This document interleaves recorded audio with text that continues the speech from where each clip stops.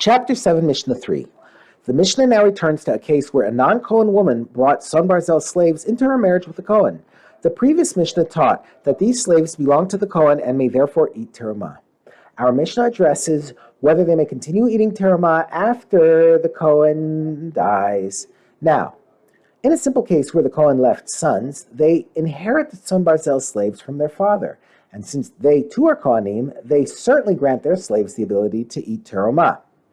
The case in our Mishnah, however, is where the Kohen left sons and also a pregnant wife.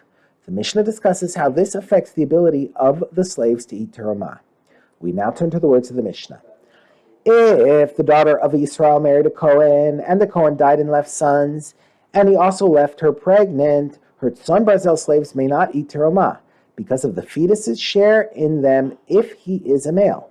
Since the slaves are partially owned by the Kohen's live sons, who are Kohanim, and partially owned by the male fetus who is not fully considered his father's child, and therefore does not have the status of a Kohen until he is actually born, the slaves are partially owned by a non-Kohen, the fetus.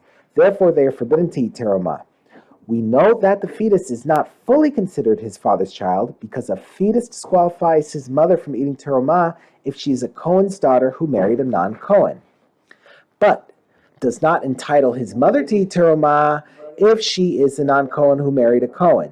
This shows that he is not yet fully considered the Kohen's child. Since he does not have the status of a Kohen, the slaves he owns may not eat terumah. These are the words of Rabbi Yossi. The sages question why Rabbi Yossi ruled that a fetus does not entitle his slaves to eat terumah specifically in a case where the mother is a non-Kohen.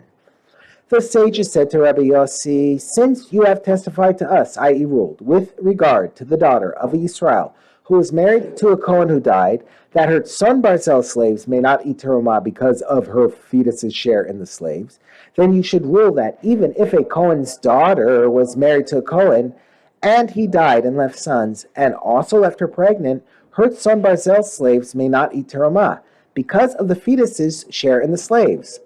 The sages understood that the reason Rabbi Yossi forbids the fetus's slaves from eating terumah is not because the fetus is not a Kohen, but because even if he is a Kohen, he does not grant others the ability to eat terumah.